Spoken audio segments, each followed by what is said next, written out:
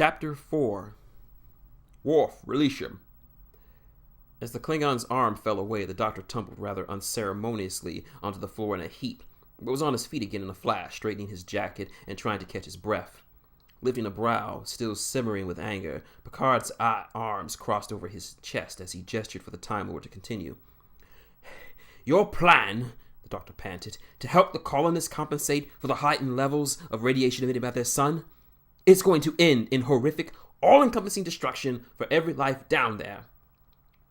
How do you know about our mission here? Picard asked slowly, eyes narrowing as he glanced towards Troy, but she shook her head, denying that she had shared any details. Because, the doctor replied, exasperated, I overrode all of your security measures and extracted the information from your computer core myself. You what? That isn't the bloody point, Captain! The Time Lord continued, steamrolling right over the wide-eyed captain's anger. I know what you think you're doing here, and I know you have the best intentions, but I studied all the data you've assembled, and the sun's going wibbly, almost to the point of going wobbly. We are aware of the sun's emissions are intensifying, Picard snapped.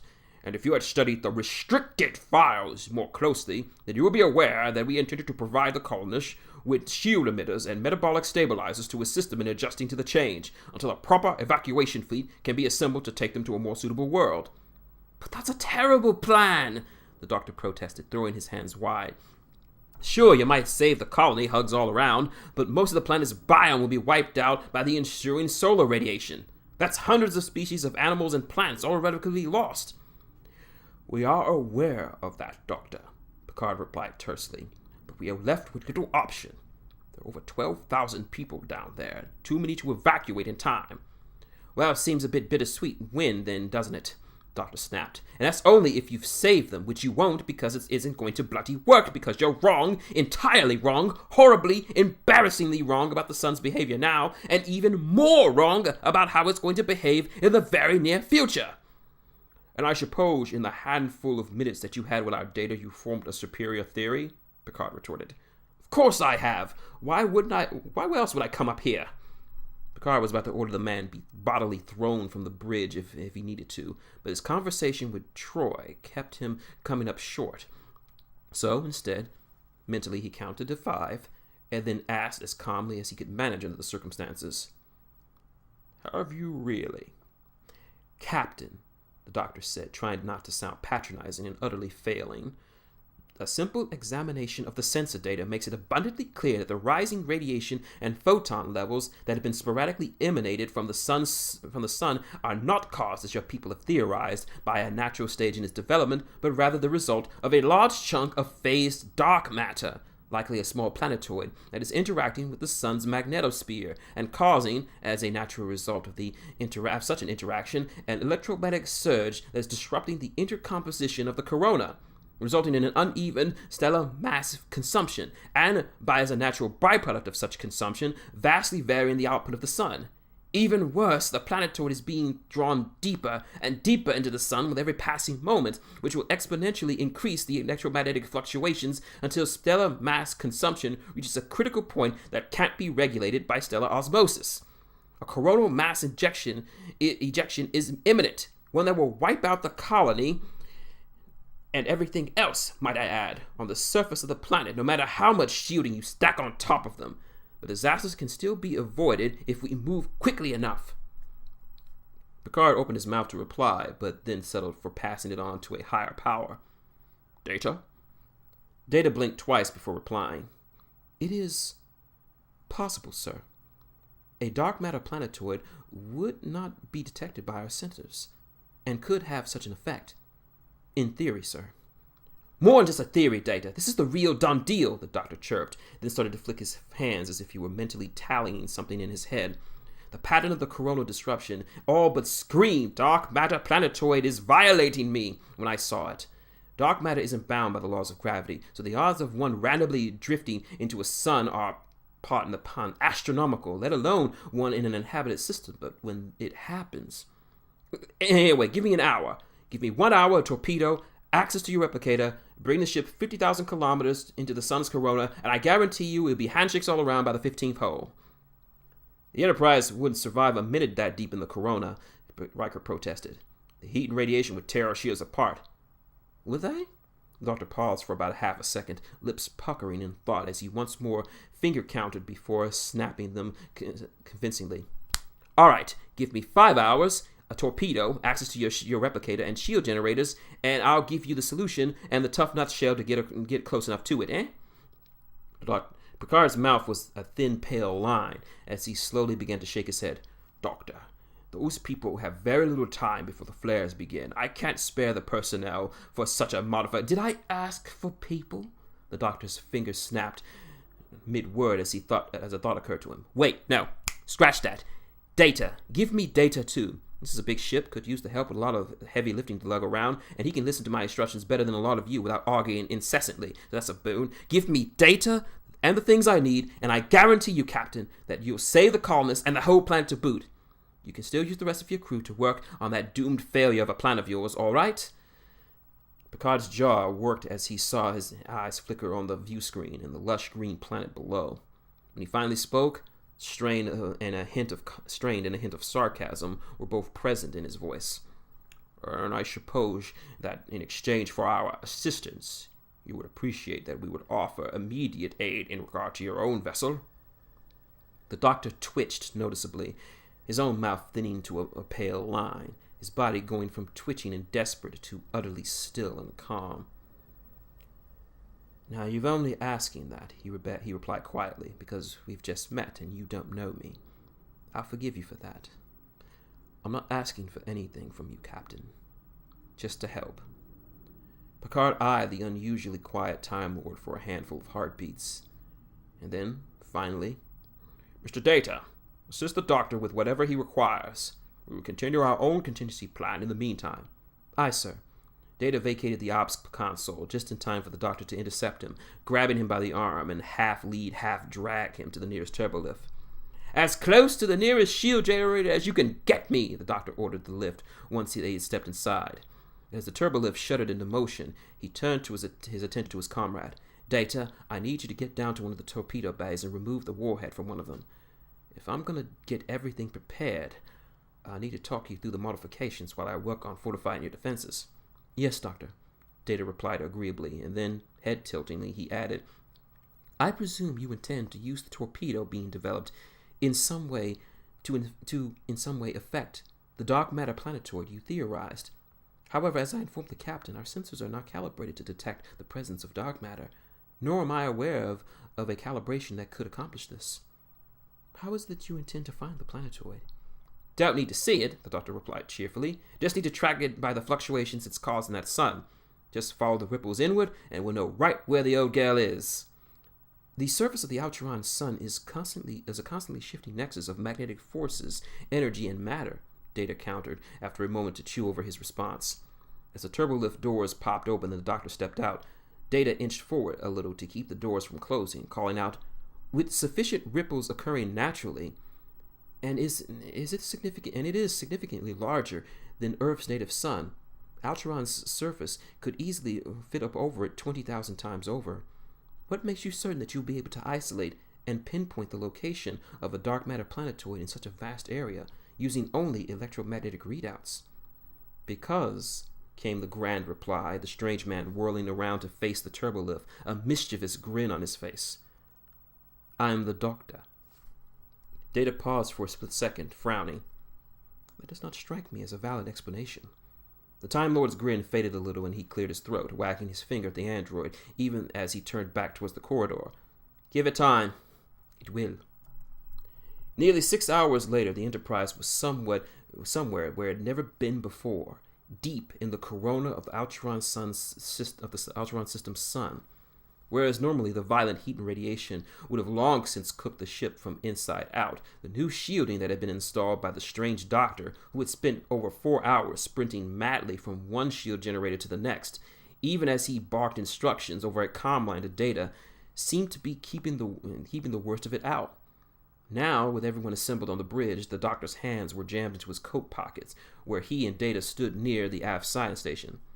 The view screens had been shut off a while ago, as there was simply too much energy and light to be filtered out of visual sensors, even with all the visual filters in place. So the bridge crew relied instead on sensor readouts, which admittedly left those in the center seats bereft of much of the first-hand information. External heat and irradiation at critical levels beyond the shield grid, Worf murmured, shaking his head. But all readings within the bubble are reading normal. Shields are holding, Captain. Metaphasic shielding, the doctor announced, a decidedly pleased glimmer in his eyes as he folded his arms over his chest. Brilliant little gem for anyone who wants to wander past superheated gas and lethal radiation. And let's face it, who doesn't? It's nothing, really. I'm sure you lot would have figured it out before long. Impressive, Picard replied. But we're nearing your requested position, Doctor. What's the next step? Glad you asked, the doctor chirped, half nudging the Klingon aside and ignoring the glower entirely as his fingers danced on the controller pad. Mr. Worf, target the modified torpedo to launch at these precise coordinates. It extends shield diameter by another 20%, not to stress they'll hold up long enough. The torpedo will, of course, be exposed to the full fury of the sun once it's passed beyond our shield grid. We're counting on that. The thermal output of that sun and that wonderful cocktail of radiation will trigger the necessary reaction in the specialized warhead Mr. Data helped me design, a split second before it's vaporized, which is all the time it needs. All the time it needs to do what exactly? Riker asked. Why, to give the planetoid the bum's rush, of course, the doctor crowed. Phased dark matter isn't affected by gravity, or normal matter for that matter, which means the direction and velocity remains largely unaltered and unalterable. In fact, one of the few things this planetoid's course would be affected by, however, is an inverted sonic polaron pulse, which the warhead will generate once activated. Properly placed, the torpedo will effectively shove the planetoid away from the star's corona and send it on its merry way in the opposite direction, where it would drift for another 1,000,000 years before being caught by before even catching a glimpse of another sun. With that little intrusion gone, the sun will correct itself through stellar osmosis in a few days, and all will be nice and rosy. Given the doctor's promised shielding seems to be holding up to its guarantee, Picard honestly couldn't think of a reason to doubt this newest assertion. As after a long moment, his head inclined briefly as he turned his attention to Worf, who rather pointedly reclaimed his position on the console, brushing the doctor aside. With the captain's affirming nod, the Klingon turned his attention to the firing console, entering the provided coordinates and growling, "Firing torpedoes." The moments passed, silent. Without the view screen to assist, the wait seemed agonizing, soft beeps filling the air as the doctor and Data hunched over the science station in the aft of the bridge, watching charts and graphs and innumerable numbers flit by. Finally, a particularly loud bleep filled the air, sounding almost cheerfully positive, and at that sound, Picard straightened in his seat, eyes still staring forward at the useless view screen. "Mr. Data." "Sensor analysis compiling, sir," Data replied. "Sensors are unable to ascertain the status of any dark matter that may or may not be present, but the star's corona does appear to be fluctuating in response to the torpedo's detonation." Yes, because it worked." The doctor frowned, eyes narrowing, as he stared at the science station readout, then at his screwdriver's own mini-display. "At least the planetoid's been blown clear, and these readings are a little worrying." The rest was cut off by a sudden deafening klaxon of the ship's tactical alert lights began to flash. "Captain," Worf barked over the alarms, "automatic red alert has been triggered. Thermal and radiation levels are increasing exponentially." "I am detecting fusion spikes in the star's corona," Data announced, fingers dancing across the science station's controls. "Coronal mass injection is imminent. 96 seconds to release. We are not directly in its path, but, Captain, its estimated path will result in the consumption of Archon 5 in 7 minutes after its emission, as well as everything on the surface. The shielding we provide the colonists will be inadequate to protect, as are our own. Nothing will survive." "Helm, set a course for the colony," Picard snapped. "We're getting as many people off as we can off the planet before—" "No!" the doctor barked, squinting at the display on his screwdriver. "Keep us right where we are. I can fix this." "Doctor!" Picard snapped. "Your plan has failed, and—" "No, it hasn't. We're just a little too late to stop the worst of the flare-up." All but springing across the bridge, cloak flipping about his thin chest, he half braced, half slammed into the rear console, eyes darting from the readings of the science station to the android who manned it. "Data, do you trust me?" Data hesitated for a half second and again gave a sharp nod.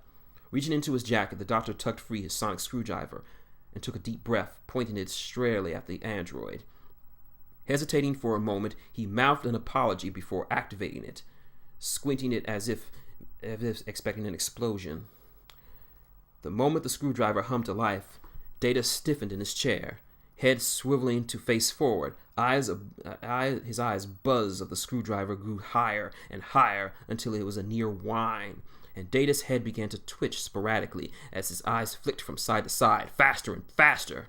And then his hands began to dart across the engineering console, fingers moving in a blur, the beep, beep, beep of each struck key blending to a near drone of dozens, hundreds, or even thousands of lines of machine base code began to scroll across the screen, input at a dizzying rate. Lines of code turned into an energy wavelength, and less than half a minute after they began, the doctor flipped off his sonic, tucking it back into his inner jacket, and jabbing a finger towards Picard. "We need to activate the ship's deflector dish. Everything is got!" The doctor's eyes were focused not on the doctor, but instead Data, who sat twitching in his seat, not focusing, reacting, or even speaking. "What the hell did you do to him?" Picard snapped. "What is it you're trying to accomplish?" 27 seconds until coronal mass ejection." Worf barked. "Captain!" The doctor shouted. "You're not exactly swimming in options right now." Picard's lips twisted as he considered the jutting, spasming Data for a long moment, and then whirling towards the view screen, he made his decision. "Mr. Worf!" Picard finally snapped. "Activate the deflector dish. Full power!" The Enterprise hummed and then howled. A bright, blinding light filled the room. Then the world went away. For a time.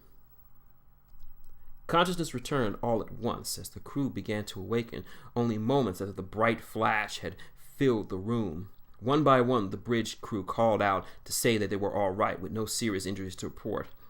Dazed and bleeding from a cut on his bald scalp, Picard nonetheless waved off Riker's offered hand, instead hauling himself to his feet under his own power, leaving Riker to help Troy instead.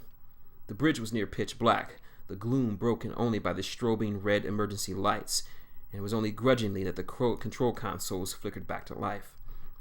Coughing at the acrid smoke that hung in the air, Picard half shuffled, half stumbled back to his chair, sinking into it with a groan and tugging at his soot-stained uniform. "Report. Numerous systems are offline." Worf rumbled, slightly stumbled against the tactical console. Only a tight grip on the railing had kept him from flying across the room. "It would appear that the command and control circuits throughout the ship have been disrupted by the electromagnetic pulse. Extensive overloads. Life support is stable, as is intership communication and tertiary systems." Worf's fingers tightened against the console. "Captain, the pulse would be consistent with the aftershock of a coronal mass ejection." Picard's tongue flipped across his dry lips. "The colony?" Worf shook his head, growling. Sensors and communication are offline. I cannot ascertain the colony's status." "Damn! Doctor, can you..."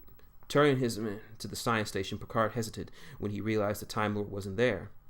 In fact, he wasn't anywhere near the back consoles, and with a frown, the bridge crew began to look around, searching, until Riker called out that he had found him, just behind the helm console. The doctor crumbled onto his side against the wall, just beneath the main view screen, almost invisible under the dim emergency lighting.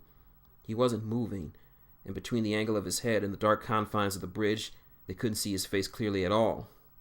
"Medical team to the bridge immediately!" Picard lifted his hand as Riker reached down towards the Time Lord. "Don't move him, Commander. We can't be sure how extensive his injuries are." "Captain." It took another moment to pinpoint the voice. Data, whose senseless body had been tossed near the turbo lift, was sitting up. As Counselor Troy knelt over the doctor's body, waiting for any signs of life, Riker and Picard moved to help the disoriented android to his feet. "Data," Picard said, keeping a tight grip on his shoulder to make sure he was balanced. "Are you all right?" "Yes, Captain." The android's eyes flicked as he began to run an internal diagnostic. "I am uncertain as to how, but I believe the doctor interfaced with my sensory module and directly downloaded a series of instructions to my cognitive processors. It allowed me to create a new subroutine for the deflector dish, modifying its wave output to the doctor's specifications. The direct flow of information overwhelmed my neural net, however, and required a system reboot to purge the code and restore system functions." Why did he use you?" Riker asked. If he can interface with a computer system, why not directly download it into the Enterprise mainframe? He needed the information to be processed through my knowledge of the ship's programming. I do not believe he is subtly familiar with our coding methods, Data then explained. After a brief pause, added, "Yet." "Captain," Worf announced. "sensors are back online." "Mr. Data," Picard said gently, "if you're up to it." "Of course, sir." Resuming his seat at the op station, Data quickly called up the relevant data. When he spoke next, he sounded quite surprised. "We have been blown free of the corona. The coronal mass injection appears to have been deflected, if I can choose a better word for it, 55 degrees from its previously estimated course, sir, though I cannot see how that is possible. The new heading will not place it in the colony in any danger, and it should dissipate long before it reaches the system's outer planets. The colony's electronics may be affected by the resulting electromagnetic pulse, as our own systems have been, but the colonists themselves seem to be unharmed, as is the planet's biome." There was a very loud, very collective sigh of relief as everyone relaxed just a little. "And the Alteron sun?" Picard asked, still wary. "Is this another flare seem likely?" "The sun's output is already stabilizing," Data replied. "If it continues, it will return to normal levels within approximately 3 days." There has been plenty of stunned silences today, but this one was almost deafening as the bridge crew simply stared at the view screen. He was right, Riker marveled. The lunatic did it. Incredible. Apparently show number one. Picard's mouth twisted as he eyed the crumpled form of the doctor. But at what cost to him? "Where's that damn medical?" The turbolift doors hissed open a moment later, and a pair of medics stepped out with a stretcher between them. Crusher was right behind them, and after making a brief examination to make sure the entire bridge crew was standing and unharmed, she led her medics to the fallen doctor. Her mouth was set in a grim line as she passed her tricorder over him, the readings obviously doing nothing to reassure her. "Helm, set course for the Alteron colony. Best speed. Engage." Joining the medical team by the crumpled doctor's body, Picard knelt beside the chief medical officer. "Is he going to be all right, Doctor?" "Well, considering I only started examining his physiology this morning, I'm not sure how he is," Crusher replied, frustration brimming in her voice as she all but glared at her tricorder readings. "He's clearly been through a rough fall. He might have a broken rib, a bruised kidney, if that's even a kidney. I'm just not sure. At the very least, his pulses seem strong. I'll need to get him to sickbay, though." "Make it show," Picard replied. "Do whatever you can for him, Doctor." "It would seem we owe that much to him. And more." It was a little over an hour before sickbay reported that the Time Lord had regained consciousness, although it had little to do with their own intervention. The doctor's biology was so unusual, Crusher had been loath to try anything. She simply wasn't sure what drug or regenerative treatment what kind of effect it would have on him. All she'd been able to report was certain that the man was a mass of bruises inside and out, which was fairly mild considering that he'd been all but catapulted across the bridge, the only one who hadn't grabbed onto something in advance. Fortunately, though, he seemed to be recovering at a rather surprising rate, so it wasn't so tremendous a surprise when he woke up, groggy and mumbling something about pawns. Stepping into the sickbay a few minutes after the report, Picard couldn't help but marvel at the difference.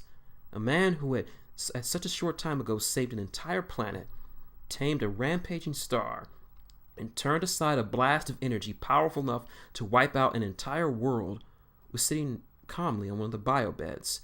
His jacket was missing, his shirt underneath torn and stained with soot.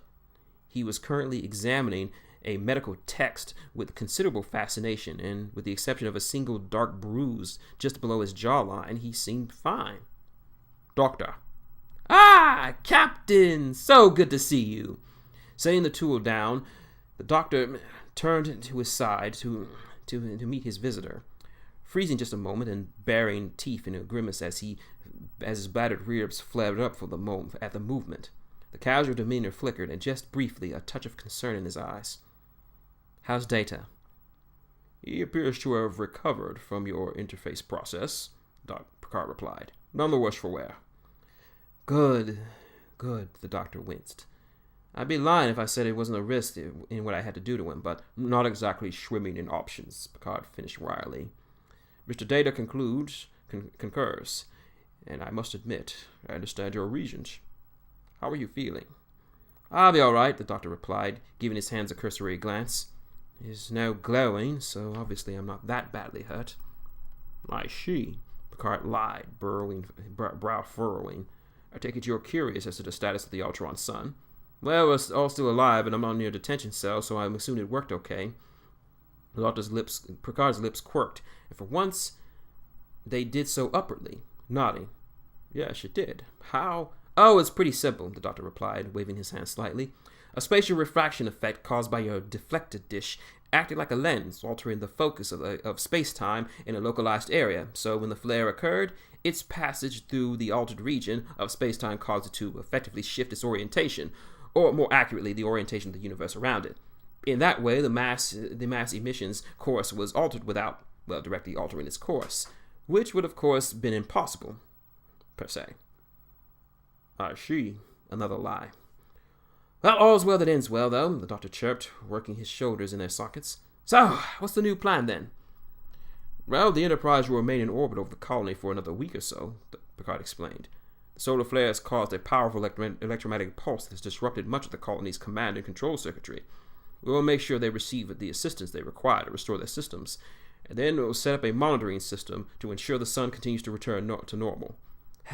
No rest for the wicked, is there?